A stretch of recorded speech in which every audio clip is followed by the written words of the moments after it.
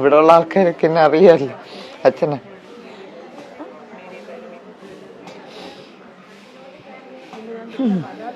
ഒന്നിനും ഒരു കുറവും വരുത്തിയിട്ടില്ല ഇന്നേ വരെ, ഒന്നിനും. മക്കൾ ഏതെങ്കിലും തന്തമാരെ ഇങ്ങനെ ഉപദ്രവിക്കുകയോ എന്തെങ്കിലും ചെയ്യൂ? മക്കൾക്ക് മൃഗീയമായ സ്വഭാവമുള്ളതുകൊണ്ടല്ലേ അത് സംഭവിച്ചത്. അന്ന് അമ്മയുടെ ജന്മദിനമായിരുന്നു. അച്ഛനും മക്കളും മരുമോളും ചേർന്ന് ജന്മദിനം ആഘോഷിച്ചു. പിന്നെ കണ്ടത് അച്ഛൻ്റെ മൃതദേഹമാണ്. തിരുവനന്തപുരം വെഞ്ഞാറമൂട്ടിൽ നടന്ന ഒരു സംഭവത്തെക്കുറിച്ച് നമുക്ക് അന്വേഷിക്കാം. ഓടിയതാണ്, ജീവനും കൊണ്ട് ഓടിയാണ്. അല്ലെങ്കിൽ അകത്ത് വെച്ച് അകത്ത് വെച്ചാണ് നടന്നുകൊണ്ടിരുന്നത്. അങ്ങനെ ഇറങ്ങി ഓടിയാണ്. ഇറങ്ങി ഓടി വന്നപ്പോൾ ഇവിടെ ഇട്ടാണ് തള്ളിയിട്ടത് ഇവിടെ ഇട്ട്. ഞാൻ ചോദിച്ചു ഇനി സുഖകാരൻ എങ്ങനെയാണെന്ന് ചോദിച്ചാൽ പറഞ്ഞു ആള് മരിച്ചുപോയി, സ്വന്തം ഭാര്യ ഇതുവരെയും അറിഞ്ഞിട്ടില്ല, സ്വന്തം ഭാര്യനെ അറിയിക്കരുത്, വീട്ടിൽ കയറരുതെന്ന് പറഞ്ഞു. ആ വകിൽ നമ്മളവിടെ നിന്നിട്ട് നമ്മളങ്ങ് പോയി. പിന്നെ നമുക്കൊന്നും അറിയാൻ പാടില്ല. പിന്നെ രണ്ടാമത് വന്നാണ് കൊണ്ടുവന്നായില്ലേന്ന് അറിയാൻ വേണ്ടി വന്ന് നിൽക്കുകയാണ് ഞങ്ങൾ. ഞാനിത് അറിയുന്നത് ഇത് ഇന്നലെ രാത്രി നടന്ന സംഭവമാണ്.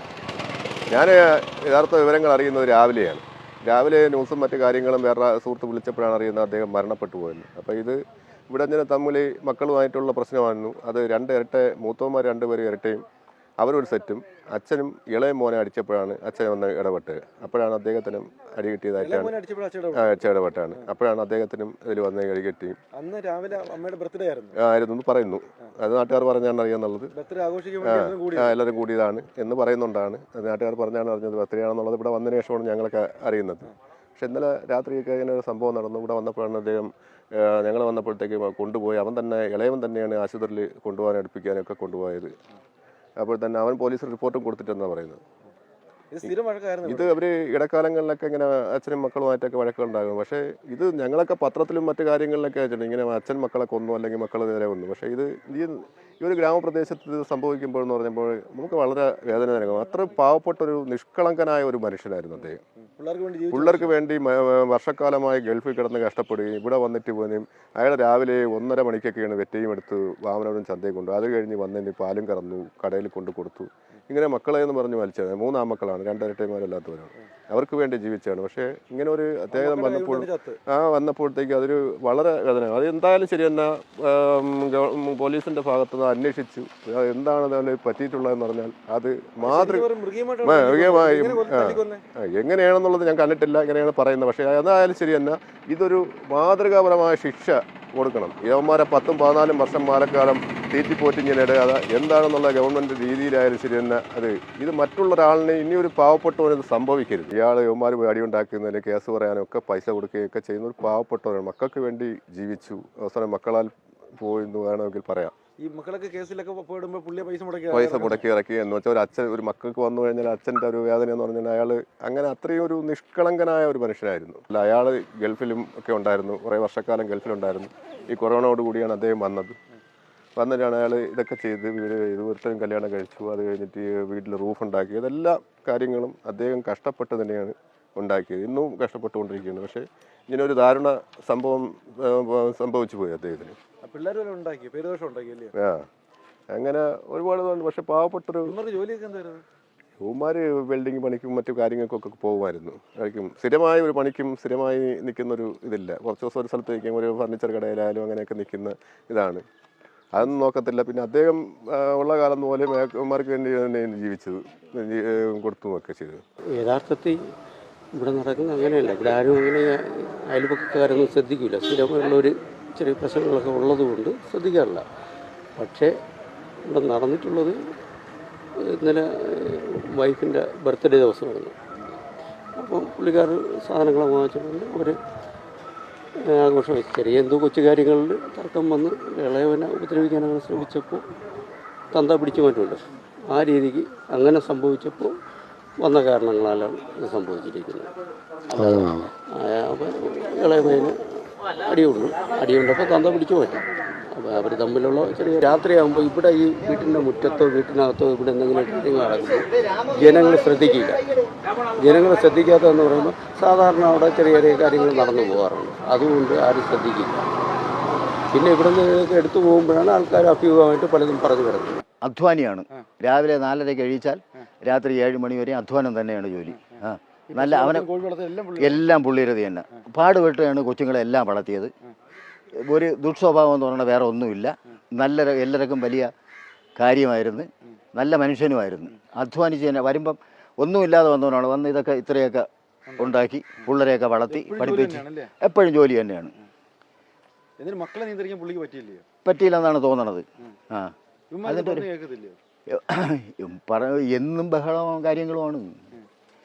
അതുകൊണ്ടാണ് ആളുകൾ ആരും ശ്രദ്ധിക്കാതെ പോയത്. അല്ലെങ്കിൽ ശ്രദ്ധിക്കുമായിരുന്നു. ഇന്നും നടക്കും പോലെ ഇന്നലെയും ബഹളം നടന്ന് ആരും വന്നില്ല. പിന്നെ ഞാൻ തന്നെ രാത്രി 11:30 മണിക്കാണ് അറിയണത്. വന്നപ്പോഴത്തേക്ക് ബോഡി കൊണ്ടുപോയി. പിന്നെ വെളുക്കണ പറയാൻ എവിടെ ഉണ്ടായിരുന്നു. എൻ്റെ ഇടയ്ക്ക് വെച്ച് 3 മണിയായപ്പോൾ DSP വന്ന് കാര്യങ്ങളൊക്കെ ചെയ്ത് കയറൊക്കെ വലിച്ചു കെട്ടി എല്ലാം. ഇല്ല, അവന്മാരെ കൊണ്ടുപോയി. ആ സമയത്ത് കൊണ്ടുപോയി റിമാൻഡ് ചെയ്ത്. ആയിരിക്കും പിന്നല്ലാതെ. അല്ലെങ്കിൽ പിന്നെ ഒരു മക്കൾ ഏതെങ്കിലും തന്തമാരെ ഇങ്ങനെ ഉപദ്രവിക്കുക എന്തെങ്കിലും ചെയ്യൂ? എങ്ങനെയാണെന്ന് അത് ഞാൻ ഇല്ലായിരുന്നു. ഞാൻ വരണ സമയത്ത് കൊണ്ടുപോയല്ലോ. ബർത്ത്ഡേ ആയിരുന്നല്ലോ ഇന്നലെ. അമ്മയുടെ ബർത്ത്ഡേ ആയിരുന്നു. അത് സുധാകരൻ്റെ ഭാര്യയുടെ ബർത്ത്ഡേ ആയിരുന്നു. അതിൻ്റെ ആഘോഷവും കാര്യങ്ങളൊക്കെ ആയിട്ടുകൊണ്ട് ആരും ഇവിടെ ഈ ഏലയിൽ ആരും ശ്രദ്ധിച്ചില്ല, മൈൻഡ് ചെയ്തില്ല. അങ്ങനെ അങ്ങ് പോയി. അതായിരുന്നു. അമ്മയ്ക്ക് പോലും പിടിച്ചു മാറ്റാൻ ശ്രമിച്ചു കാണും. പക്ഷേ ഇവർ കൈതട്ടി പോയോ എന്താണെന്ന് നമുക്ക് എങ്ങനെ അറിയാൻ പറ്റും? ശ്രമിക്കായിരിക്കും. വെളിയിലാണ് കിടന്നെന്നാണ് ഞാൻ ഇവിടെ വന്നപ്പോൾ അറിയാൻ കഴിഞ്ഞത്. വെളിയിൽ ആ വയലിൻ്റെ അവിടെയാണ് കിടന്നെന്നാണ് പറഞ്ഞത്. പരമ കഷ്ടമാണ്. അതിനെപ്പറ്റി ആലോചിക്കാനോ ചിന്തിക്കാനോ പോലെ നമ്മളെ കൊണ്ട് മനുഷ്യഹൃദയമുള്ളവർ ആരെ കൊണ്ടും പറ്റൂല. അധ്വാനിച്ച് മക്കൾക്ക് വേണ്ടി ജീവിച്ച ഒരു മനുഷ്യന് ഈ ഗതി വന്ന് പട്ടിയെ പോലെ മരിച്ചു. ഈ ഗതി ഒരു മനുഷ്യനും വരാതിരിക്കട്ടെ. അവനെക്കുറിച്ച് ഈ നാട്ടിലുള്ള സകല പേർക്കും നല്ല അഭിപ്രായമാണ്. തന്തയെക്കുറിച്ച്, ഈ മക്കളെക്കുറിച്ച് അത്ര നല്ല അഭിപ്രായമല്ല. മക്കൾ വെള്ളമടിയും മക്കളെക്കുറിച്ച് നല്ല അഭിപ്രായം അല്ല എന്നുള്ളതിന് ഈ സംഭവം ഇവിടെ നടക്കുമ്പോൾ നാട്ടുകാർ വന്ന് പരിസരത്ത് നോക്കി നിൽക്കുകയായിരുന്നു. ഇങ്ങോട്ട് വരില്ല. ഇവർ പല പ്രാവശ്യവും നാട്ടുകാരെ ചീത്ത പറഞ്ഞ് ഓടിച്ചിട്ടുണ്ട്. ഇവിടെ ബഹളം നടക്കുമ്പോൾ വരുന്നതിന് വേണ്ടി. ആ സമയത്തൊക്കെ അവരെ പിന്തിരിപ്പിച്ച് വിടാറുണ്ട്. 3 മക്കളും ചേർന്നായിരിക്കും വന്നത്. 3 മക്കൾ, 2 മക്കൾ കൂടി അടിയുണ്ടാക്കുന്നതാണ്. ഈ ഇളയ പയ്യനെയും അനുജനെ തന്തയും അടിക്കുന്നത് പതിവാണ്. അപ്പോൾ അത് ഇന്നലെയും തുടർന്നു. പതിവാണ്. നേരത്തെ അടിച്ചിട്ടുണ്ട്. അടിച്ച് നിലവിളിച്ചും കൊണ്ട് ഓടിയിട്ടുണ്ട്. ആർക്കും ഈ ഗതി വരാതിരിക്കട്ടെ. വല്ലാത്തൊരു ചിന്തിക്കാൻ പോലും കഴിയില്ല നമുക്ക്. മൃഗീയമായിട്ട് കൊന്നു എന്ന് പറഞ്ഞാൽ, ഓടയിൽ അടിച്ചു തള്ളി കളഞ്ഞു എന്ന് പറഞ്ഞാൽ ഒരു മക്കൾക്ക് മൃഗീയമായ സ്വഭാവമുള്ളതുകൊണ്ടല്ലേ അത് സംഭവിച്ചത്. അമ്മയുടെ ബർത്ത്ഡേ ആയിരുന്നു ഇന്നലെ. അവര് ചേട്ടന്മാര് തന്നെ ആഹാരമൊക്കെ വാങ്ങിച്ചത്, എല്ലാം വാങ്ങിച്ചത് അവരായിരുന്നു. കൊണ്ടുവന്ന് അമ്മ 8:30 കഴിഞ്ഞ് ജോലി കഴിഞ്ഞ് വന്ന് കയറി വന്ന് ഹാപ്പി ബർത്ത്ഡേ ഒക്കെ പറഞ്ഞ് നമ്മളെല്ലാവരും ഒരുമിച്ചിരുന്ന് കഴിച്ച് എല്ലാം കഴിച്ചൊക്കെ കഴിഞ്ഞ് അവർ തമാശയൊക്കെ പറഞ്ഞിരുന്ന് ഞാൻ ഇത്തിരി നേരം ഇവിടെ വന്ന് വെളിയിലൊക്കെ വന്ന് പട്ടീനെ കളിപ്പിച്ച് അപ്പോഴവരവിടെ തമാശയൊക്കെ പറഞ്ഞ് അച്ഛനും ചേട്ടന്മാരും എല്ലാവരും ഒരുമിച്ചിരുന്ന് തമാശയൊക്കെ പറഞ്ഞൊക്കെ ഇരിക്കുന്നു. കുറച്ച് കഴിഞ്ഞ് ഞാൻ അകത്ത് കയറി പറഞ്ഞപ്പോൾ എന്തോ സംസാരമായി. ഞാനും ഉണ്ടായിരുന്നു. എനിക്ക് ഓർമ്മയില്ല എന്തിനാണ് സംഭവമൊന്നും. സംസാരമായി, സംസാരിച്ച് ഇത്തിരി വഴക്കായി. ഞാനും സംസാരിച്ച്. ഇവർ രണ്ടും ഭയങ്കര ഒറ്റക്കെട്ടാണ്. അവരൊറ്റക്കെട്ടാണ്. അപ്പൊ ശരിക്കും ഒരു മോനെ അടിക്കുന്നുണ്ടാണ് അച്ഛൻ വരുന്നത്. അതിന് ഇവിടെ ഉച്ചയായിരുന്നു, അതേ എനിക്കറിയാവൂ.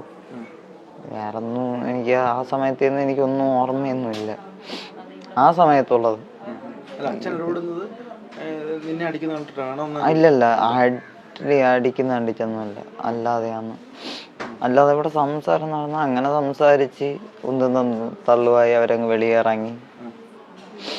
അച്ഛൻ്റെ അടുത്ത് പറഞ്ഞ് അമ്മക്കങ്ങ് അടച്ചു പോവാച്ചെന്ന് പറഞ്ഞ് വണ്ടി ചാവി അച്ഛൻ്റെ നിന്ന് വാങ്ങിച്ച് നമുക്ക് പോവാച്ചവൻ കയറ് എന്ന് പറഞ്ഞ് വണ്ടി സ്റ്റാർട്ട് ചെയ്യാൻ പോകുന്നതിന് മുമ്പ് അച്ഛൻ അങ്ങ് അവരെ ചേട്ടന്മാരോട് അങ്ങ് വെളിയിലിറങ്ങി, റോഡിലിറങ്ങി. അവിടെ വെച്ച് എന്തോ സംസാരിച്ച് സംസാരം ഞാൻ പിടിച്ചൊക്കെ മാറ്റി എല്ലാം കഴിഞ്ഞ് വന്നപ്പോഴത്തേക്ക് അച്ഛൻ ആ തോട്ടിൻ്റെ അവിടെ ഉണ്ടോ നിൽക്കായിരുന്നു തോന്നുന്നു. കണ്ടിട്ടില്ല, ഓർമ്മയിലും ഇല്ല. ഓർമ്മയിലില്ലെന്നല്ല, തള്ളുന്നതുണ്ട്. എവിടെ നിന്നാണ് തള്ളി എന്ന് വെച്ചാൽ എനിക്ക് ഓർമ്മയില്ല. ഇനി റോഡിൽ നിന്ന് തള്ളിക്കൊണ്ടുപോയി അങ്ങ് ഇടുകയാണോ ചെയ്തത്, അങ്ങനെയൊന്നും എനിക്ക് അറിഞ്ഞൂടാ. അച്ഛൻ തോട്ടിലാണ് വീണത്. ഞാൻ ചാടി ഇറങ്ങി അച്ഛനെ എടുത്ത്. എനിക്ക് എടുക്കാൻ പറ്റും. എനിക്ക് ഡിസ്കിന് കംപ്ലൈന്റ് ഉള്ളതുകൊണ്ട് വെയിറ്റ് എടുക്കത്തില്ല. 2 ഡിസ്ക് കംപ്ലൈന്റ് ആണ്. ഇപ്പൊ അമ്മയുടെ ആശുപത്രിയിലാണ് കാണിച്ചത്. ഇപ്പൊ കൂടിപ്പോയി 1 മാസം ആവൂല ചികിത്സ തുടങ്ങിയിട്ട്. അപ്പോഴേ എന്നോട് പറ്റില്ല. അപ്പോഴേ ചേട്ടൻ്റെ ഒരു കൂട്ടുകാരൻ തൗഫീഖ് എന്ന് പറഞ്ഞ അണ്ണനൊക്കെ ഉണ്ടായിരുന്നു. അവര് വന്നു. അപ്പോഴേ തൗഫീഖ് അണ്ണനും കൂടെ ഇറങ്ങി എന്നെ സഹായിച്ച് ഞാൻ എടുക്കുന്നതിന് മുമ്പ് എന്തോ ചോര ഉണ്ടായിരുന്നു പുറത്ത്, നെഞ്ചിൻ്റെ അവിടെയൊക്കെ ചോര തോന്നിയിരുന്നു. അപ്പോഴേ ഞാൻ വിചാരിച്ച് നെഞ്ചിൻ്റെ തോട്ടി വീണിഞ്ഞ് എല്ലാം പൊത്ത് കയറിയാന്ന് വിചാരിച്ച് ഞാൻ തൂത്തിഞ്ഞെടുത്ത്.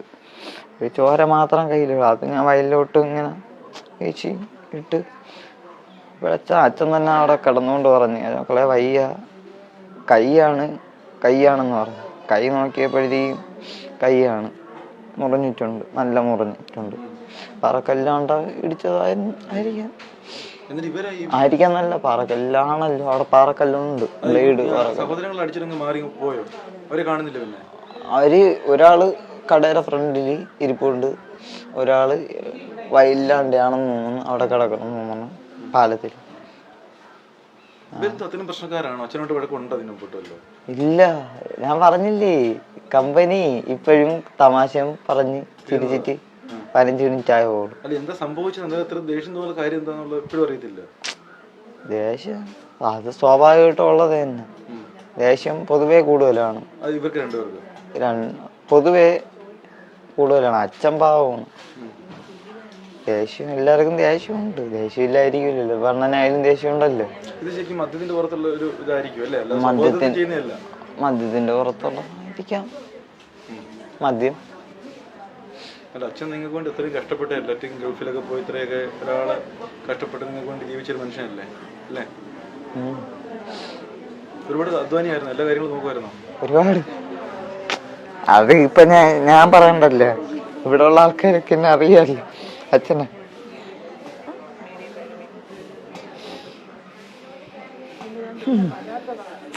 ആവുന്ന കാലത്തൊക്കെ നല്ല വൃത്തിയെ നോക്കിയിട്ടുണ്ട്. ഈ സമയത്തും ഒന്നിനും ഒരു കുറവും വരുത്തിയിട്ടില്ല. ഇന്നലെ ബർത്ത്ഡേക്ക് പിന്നെ വലിയ ഇവിടെ നിന്നാണ് പില്ലറക്കണം. നമ്മളെ മാവൻ്റെ പണിയാണത്. പില്ലറത്തണം. ഞാൻ ആ ഫോണങ്ങ് വാങ്ങിച്ചാല ഞാറോട് ഇരിക്കണ ഫോൺ. എനിക്ക് ഫോണില്ല. കൂട്ടുകാരുടെ ഒരു ഫോണുണ്ട് ശരിയാക്കാൻ കൊടുത്ത്, അവളെ എനിക്ക് തന്നു. അത് വാങ്ങിച്ചാലേ മക്കളെ വാങ്ങിക്കാൻ ചിട്ടീര പൈസയൊക്കെ ഒന്ന് അമ്മേരെ എന്നൊക്കെ ഒന്ന് അഡ്ജസ്റ്റ് ചെയ്ത് എടുത്തിട്ട് നമുക്ക് 2000 രൂപ അല്ലേ, 2900 നമുക്ക് വാങ്ങിക്കാം. 2 ദിവസം ആവട്ടെ എന്ന് പറഞ്ഞ ആളാണ്. ഒന്നിനും ഒരു കുറവും വരുത്തിയിട്ടില്ല ഇന്നേ വരെ, ഒന്നിനും.